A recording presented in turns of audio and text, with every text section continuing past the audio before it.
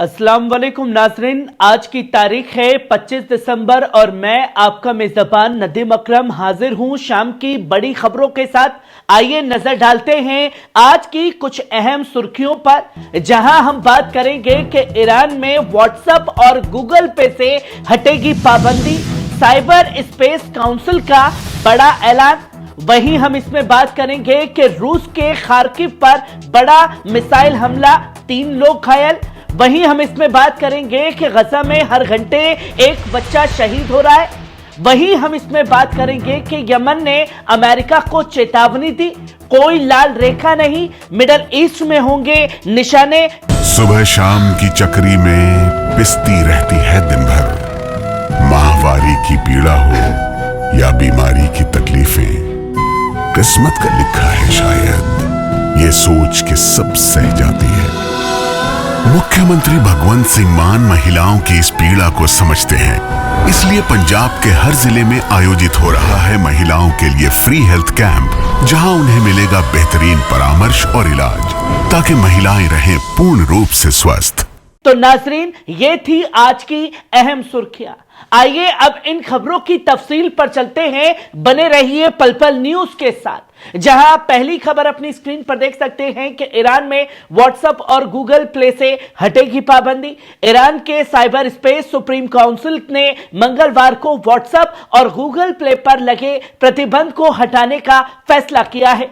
सरकारी मीडिया के अनुसार यह कदम इंटरनेट पर लगी पाबंदियों को धीरे धीरे कम करने की योजना का पहला हिस्सा है। वहीं ईरान की आधिकारिक समाचार एजेंसी इरना ने बताया कि सुप्रीम काउंसिल ने सर्वसम्मति से इस फैसले को मंजूरी दी। बैठक की अध्यक्षता ईरानी राष्ट्रपति मसूद पेजेश्कियान ने की, जिसमें विधायी और न्यायपालिका प्रमुखों के साथ साथ संसद के अन्य सदस्य भी मौजूद थे। वहीं व्हाट्सएप और इंस्टाग्राम पर यह प्रतिबंध 2022 में उस समय लगाया गया था जब महसा अमीनी की मौत के बाद देशव्यापी विरोध प्रदर्शन शुरू हुए थे। अमीनी को तेहरान में नैतिक पुलिस ने हिजाब नियमों का पालन करने के आरोप में गिरफ्तार किया था। वहीं आप दूसरी खबर अपनी स्क्रीन पर देख सकते हैं। रूस का बड़ा मिसाइल हमला। बुधवार सुबह खार्किव के मेयर इगोर ने बताया कि उत्तर पूर्वी यूक्रेन के खार्किव शहर पर भारी मिसाइल हमला हुआ। उन्होंने टेलीग्राम पर लिखा कि खार्किव पर बड़े पैमाने पर मिसाइल हमला जारी है। शहर में कई धमाकों की आवाजें सुनी गई हैं और बैलिस्टिक मिसाइल अब भी शहर की तरफ बढ़ रही है। वहीं यूक्रेनी अधिकारियों ने इस हमले के बाद एक हुए धमाकों की पुष्टि की। मेयर के तिरखोव ने बताया कि इस हमले में 3 लोग घायल हुए हैं।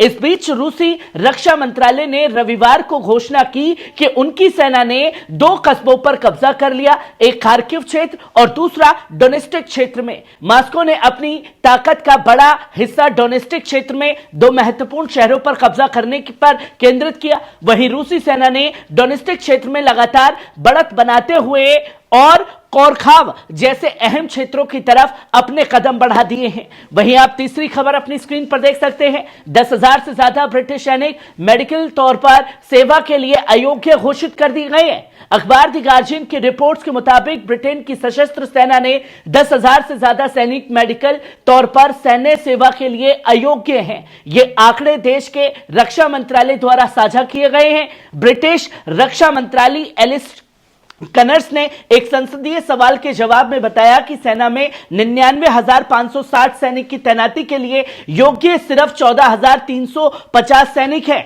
वहीं 13,522 सैनिक मेडिकल तौर पर अयोग्य करार दिए गए। रॉयल नेवी में 2922 सैनिक मेडिकल तौर पर अयोग्य हैं। वहीं ब्रिटिश आर्मी में 6889 सैनिक इस श्रेणी में आते हैं। वहीं रॉयल एयरफोर्स में 3721 सैनिक मेडिकल अयोग्यता के तहत है। हालांकि रक्षा मंत्रालय के प्रवक्ता ने कहा है कि सशस्त्र बलों के लगभग 90% सैनिक किसी भी समय तैनात किए जा सकते हैं। जो बाकी सैनिक हैं वो हमारी सेनाओं में अन्य सैन्य भूमिकाओं में काम कर रहे हैं। वहीं आप चौथी खबर अपनी स्क्रीन पर देख सकते हैं, एर्दोगान की चेतावनी। तुर्की के राष्ट्रपति रजब तैयब एर्दोगान ने बुधवार को कड़ी चेतावनी देते हुए कहा, या तो सीरिया में कुर्द विद्रोही अपने हथियार डाल दे या फिर उन्हीं हथियारों के साथ सीरिया की जमीन में दफन हो जाए।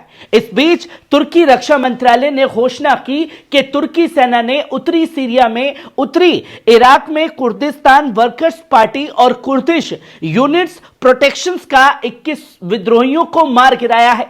मंत्रालय ने बताया कि इन विद्रोहियों में से एक को इराक और मखाल किलित क्षेत्र में मार गिराया गया।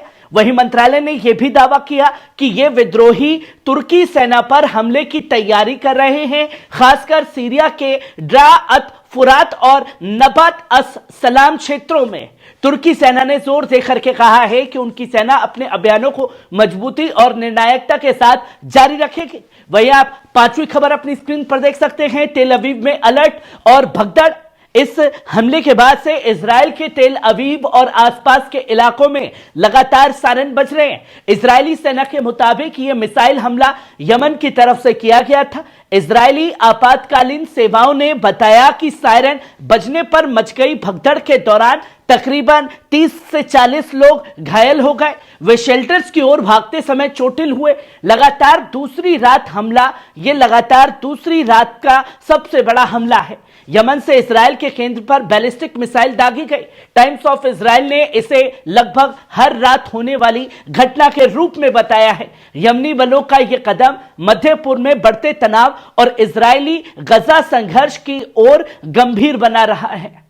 इस घटनाक्रम से क्षेत्रीय स्थिरता पर बड़ा सवाल भी खड़ा हो गया है। वहीं आप छठी खबर अपनी स्क्रीन पर देख सकते हैं, ईरान ने इस्राएल द्वारा इस्माइल हानिया की हत्या के कबूलनामे पर नाराजगी जताई है।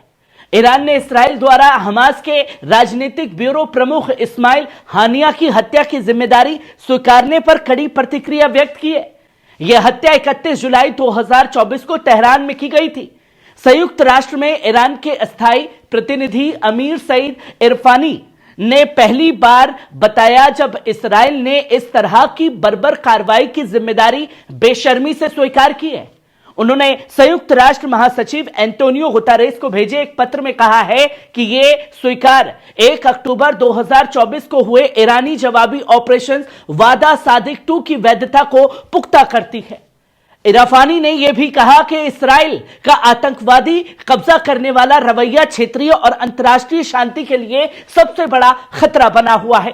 वहीं आप सातवीं खबर अपनी स्क्रीन पर देख सकते हैं, गजा में हर घंटे एक बच्चा शहीद हो रहा है। गजा पट्टी में हालात दिन ब दिन बद से बदतर होते जा रहे हैं। संयुक्त राष्ट्र की फिलिस्तीनी शरणार्थी एजेंसी ने बताया कि गजा में हर घंटे एक बच्चा मारा जा रहा है। यूएन रॉ ने अपने एक्स अकाउंट पर कहा कि ये सिर्फ आंकड़े नहीं हैं, ये वो मासूम जिंदगियां हैं जो समय से पहले खत्म हो रही हैं। बच्चों की हत्या को किसी भी सूरत से जायज नहीं ठहराया जा सकता। जो बच्चे बच रहे हैं वे शारीरिक और मानसिक रूप से गहरे जख्म झेल रहे हैं। एजेंसी ने यह कहा कि गजा के बच्चे अपनी तालीम से महरूम होकर मलबे में अपना भविष्य ढूंढ रहे हैं। उनके पास समय खत्म हो रहा है। वे अपनी जिंदगी, अपना भविष्य और सबसे अहम अपनी उम्मीद खो रहे हैं।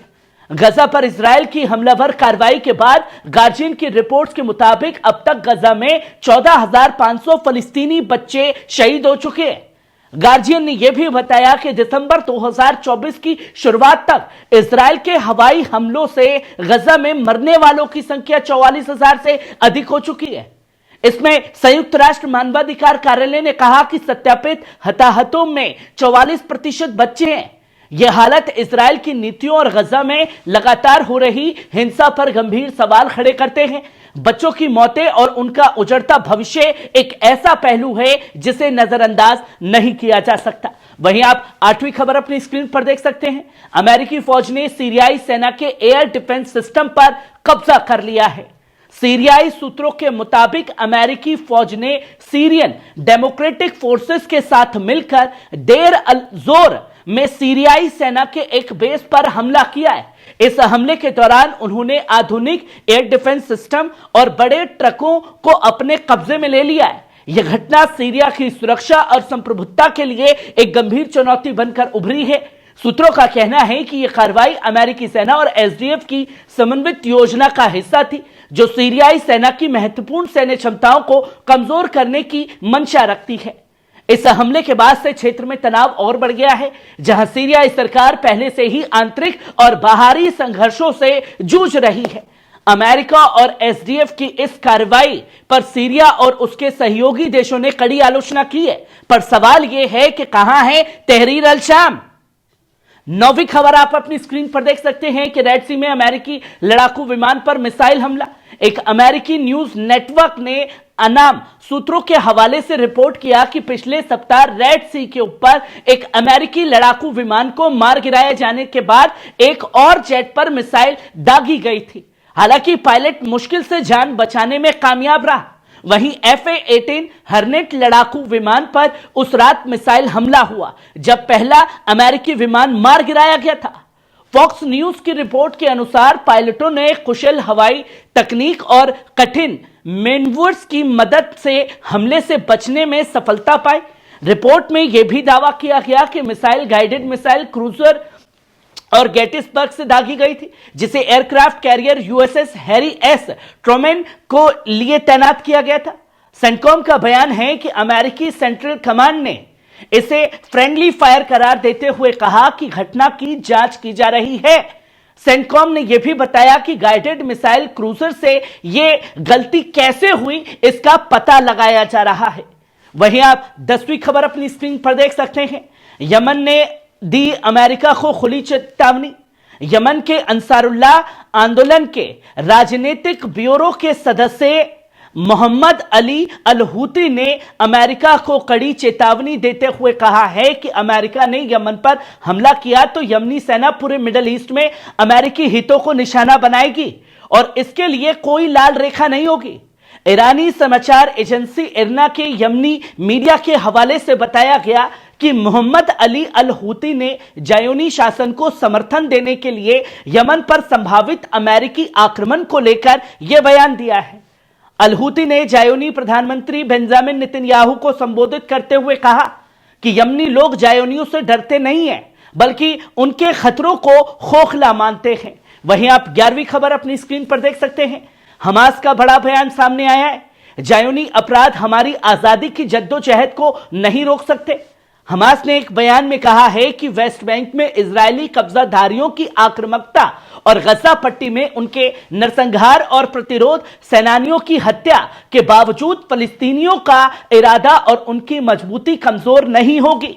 ईरानी समाचार एजेंसी इरना के शहाब न्यूज एजेंसी के हवाले से बताया गया कि हमास ने जोर देकर के कहा है कि प्रतिरोध अपने हक और आजादी की जद्दोजहद को पूरी ताकत और हिम्मत के साथ जारी रखेगा, भले ही जायोनी शासन कितने भी अपराध क्यों ना कर ले। यह बयान वेस्ट बैंक में इजरायली छापों के दौरान 2 प्रतिरोध सेनानियों की शहादत के बाद आया है। हमास ने बयान में कहा है कि तुलकरम और फलस्तीन के सभी शहीदों की शहादत को हम सलाम करते हैं। उनका खून हमारी आजादी और फतह के रास्ते को रोशन करेगा। वहीं आप आज की आखिरी और 12वीं खबर अपनी स्क्रीन पर देख सकते हैं।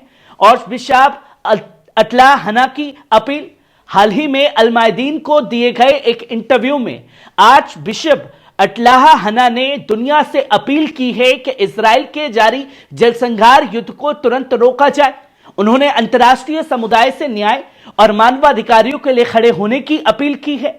आर्च बिशप हना ने कहा कि इस्राएल के अत्याचारों और फलस्तीनी जनता पर हो रहे जुल्म के खिलाफ अब खामोश रहना मानवता के खिलाफ है। उन्होंने जोर देकर के कहा कि दुनिया को अब फलस्तीन के साथ खड़े होकर शांति और न्याय के लिए प्रयास करना चाहिए। यह बयान ऐसे समय में आया है जब गजा और वेस्ट बैंक में इजराइल के हमलों में स्थिति लगातार बदतर होती जा रही है। आर्च बिशप ने कहा कि मानवाधिकारों के प्रति अंतर्राष्ट्रीय समुदाय की उदासीनता दुनिया में शांति और स्थिरता के लिए खतरा बन रही है। तो नाजरीन, ये थी आज की बड़ी खबरें। दुनिया में बदलते हालात और अहम घटनाओं की हर ताजा अपडेट के लिए देखते रहिए पल पल न्यूज। अगर आपको यह वीडियो पसंद आया हो तो लाइक और शेयर करना ना भूलें, साथ ही साथ चैनल को ज्वाइन करना ना भूलें चैनल को सब्सक्राइब करें, बेल आइकॉन दबाएं ताकि हर नई खबर सबसे पहले आप तक पहुंचे। मैं नदीम अकरम आपसे इजाजत चाहता हूं। खुदा हाफिज।